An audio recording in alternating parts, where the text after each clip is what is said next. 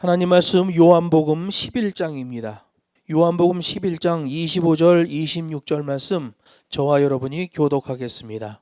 예수께서 가라사대 나는 부활이요 생명이니 나를 믿는 자는 죽어도 살겠고 무릇 살아서 나를 믿는 자는 영원히 죽지 아니하리니 이것을 내가 믿느냐. 아멘. 본문 말씀을 가지고 여호와는 나의 목자시니라는 제목으로 하나님 말씀을 증거하겠습니다. 아름다운 장미는 정말 대단하죠. 아름다운 장미는 꺾어서 꽃병에 꽂아주고 혼자 바라보다가 장미꽃이 시들면 쓰레기통에다 버립니다. 그러나 보잘것없는 들꽃은 넓게 군집을 이루는데 사람들이 그 꽃을 보고 감탄을 하면서도 결코 꺾지 않고 다 함께 바라보면서 그것을 관광 명소로 즐깁니다. 아름다움을 뽐내는 장미, 보잘것없는 들꽃. 여러분, 우리들의 삶도 마찬가지예요. 스스로 자기만 잘났다고 뽐내거나 자기가 가진 것 좀 있다고 없는 사람을 업신여기거나 좀 배웠다고 잘난 척하거나 힘과 권력이 있다고 제 마음대로 사는 사람은 결국 언젠가는 장미꽃처럼 꺾어지고 이용가치가 떨어지면 배신당하고 버림을 받는 거예요. 우리가 사는 세상에서 우리의 삶도 마찬가지잖아요. 그러나 내가 남들보다 좀 부족한 듯 살고, 내가 남들보다 좀 못난 듯 살고, 내가 좀 손해보는 듯 살고, 좀 바보인 듯 살고, 내가 남들보다 좀 약한 듯 살면 사람들이 나를 사랑해주고 찾아와주고 좋은 친구들이 많이 생기게 되는 거예요. 겸손의 행복자죠. 여러분, 사람들은 막 욕심을 부리면 그 욕심 부린 물질이나 권력이 나를 행복하게 할 것 같지만 그렇지 않아요. 성경에서 말하는 행복은 겸손의 행복이에요. 좀 없는 듯 살고, 좀 바보같이 살고, 좀 약한 듯 사는 거예요. 우리 주님은 하나님이신 분인데 그분이 이 땅에 오신 것도 대단한 일인데 우리 주님의 삶을 보면 누구보다 겸손하셨고 사람들을 아끼고 사랑하는 그런 삶을 사셨어요. 그래서 우리 주님의 삶을 간단하게 정리하면 겸손의 그리스도예요. 충성의 그리스도예요. 이거로 예수님의 삶이 다 정리돼 버려요. 사람들을 향하여 겸손한 그리스도이셨다. 예수님을 말할 때 그러지요. 정말 보잘것없고 풍채도 없고 흠모할 것이 없는 그런 사람이었다. 하나님의 사명에 대해서는 누구보다 충성된 삶을 사셨어요. 겟세마나의 기도를 보면 그 십자가의 죽음에 대하여 기꺼이 받아들이는 것을 보게 됩니다. 시편 23편을 지은 다윗도 그런 삶을 살았어요. 그가 고백합니다. 여호와는 나의 목자시니 내가 부족함이 없으리로다. 이 고백은 욕심에 의한 고백이 아니잖아요. 욕심 있는 사람은 이 고백을 할 수가 없어요. 어려움 가운데서도 소망을 주시는 하나님, 힘겨울 때 힘이 되어주시는 하나님, 그런 하나님을 고백하잖아요. 우리가 어렵고 힘들 때 이 고백하는 거예요.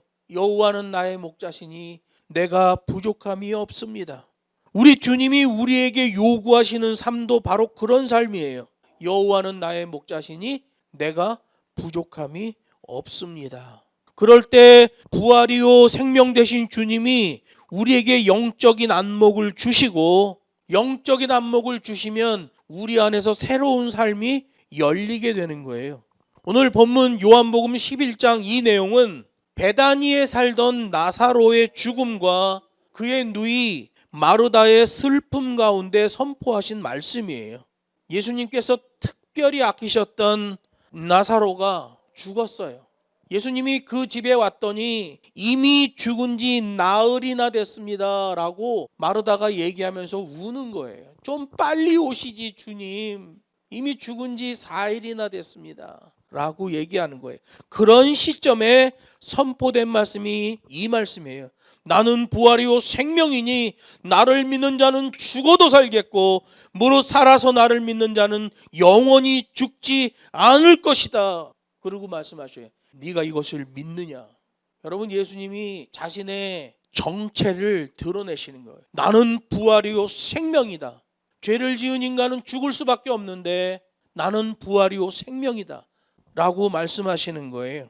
단순히 병을 고치는 수준을 넘어 생명 그 자체의 주관자 되신 주님을 보여주시는 거예요.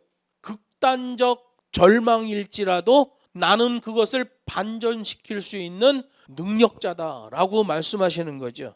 그래서 주님이 나사로의 죽음 앞에 심히 통곡하시고, 예수님이 성경에 몇 번 우셔요. 근데 이 나사로의 죽음 때에 심히 통곡하시고 그 무덤 앞에 가서 예수님이 나사로를 부릅니다. 나사로야 나오라. 그랬더니 칭칭 감아놓은 나사로가 이렇게 나오는 거예요. 나사로가 살아서 나오게 되잖아요. 여러분, 오늘은 주님이 부활하신 날을 기념하는 부활절이에요. 그런데 전쟁으로 너무나 심각한 일이 벌어지고 우리나라 환율은 1,500을 뚫었고 기름값은 천정부지고 나프타가 부족해서 지금 난리가 난 상황이에요. 어느 한 사람의 욕심 때문에, 한 사람의 잘못된 판단 때문에 전 세계가 고통 가운데 있어요. 우리는 그래도 선방을 하고 있죠. 저런 동남아시아에 있는 나라들은 지금 난리가 난 거예요. 난리가. 부활절인데도 너무 마음이 안 좋아요. 예수님은 부활과 생명의 본체시다. 예수님을 믿는 자는 죽어도 살 것이고 살아서 믿는 자는 영원히 죽지 아니할 것이다. 여러분, 이거 우리가 믿음으로 받아야 돼요. 그리고 말씀하셔요. 내가 이것을 믿느냐라고 질문하신 거예요. 이것을 믿느냐의 이것이 뭐예요? 현재적 부활을 믿으라는 거예요. 부활은 머릿속으로 생각하는 미래의 것이 아니다. 부활은 과거의 것이 아니다. 부활은 지금 너의 것이다. 부활의 신앙을 가지고 있는 자, 중요한 거예요. 그 부활의 신앙의 흐름 속에 궁극적 부활을 이루게 되는 거예요. 지금부터 부활의 신앙으로 계속 ing 상태로 가야 돼요. 그래야 그 끝에 있는 궁극적 부활을 우리의 부활로 담아내는 거죠. 지금 잘못된 방향성 때문에 부활이라는 개념도 잃고 복음의 개념도 잃고 있으면 그 사람은 결코 궁극적 부활, 궁극적 구원에 이를 수가 없는 거예요. 말씀을 맺습니다. 2000년 전의 사도들의 경우도 이 부활절을 기점으로 사도행전의 역사가 시작되잖아요. 그들의 신앙 기틀도 역시 이거예요. 여호와는 나의 목자시니 내가 부족함이 없으리로다. 여기 내가라는 말이 중요한 거예요. 내게 부족함이 없으리로다 그러면 내가 소유하고 있는 것에 부족함이 돼요. 내가 부족함이 없다 그러면 내 전인, 내 인격, 내 삶의 모든 것이 하나님으로부터 채워진다는 말이 되는 거예요. 이게 바로 베이직 신앙 고백이죠. 기초가 되는 신앙 고백이에요. 모든 그리스도인들도 이것을 신앙 고백으로 해야 돼요. 여호와가 나의 목자 되심으로 부활과 생명을 공급받기에 나는 부족함 없는 삶, 영원한 삶을 누리게 된다. 이 부활의 신앙이 그렇게 중요한 거예요. 우리들의 신앙도 이게 베이직이 돼야 돼요. 베이직일 뿐만 아니라 이게 결론이 되는 거예요. 흐름 속에 궁극적 부활을 이룬다. 그래서 여러분, 주님이 우리에게 주신 구원도 ing예요. 과정의 구원이에요. 구원의 과정을 선물로 주신 거예요.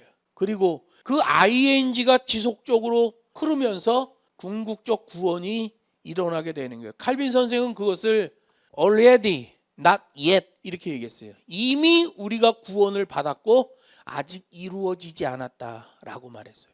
근데 이 양키 신학에 잘못 물들면 이미 구원을 받았다에다 정점을 찍어요. 정점은 뒤에 있는 not yet에 있는 거예요. 아직 구원을 받지는 못했다. 궁극적 구원은 받지 못했다. 그 궁극적 구원을 향하여 복음으로 ing가 돼야 된다. 부활의 신앙으로 ing가 돼야 된다. 이 ing가 흐름을 탈 때 궁극적 구원이 되어지는 거예요. 부활이요 생명이신 주님을 믿고 행복한 삶을 ing로 살아가는 저와 여러분 되기를 주 예수의 이름으로 축복합니다.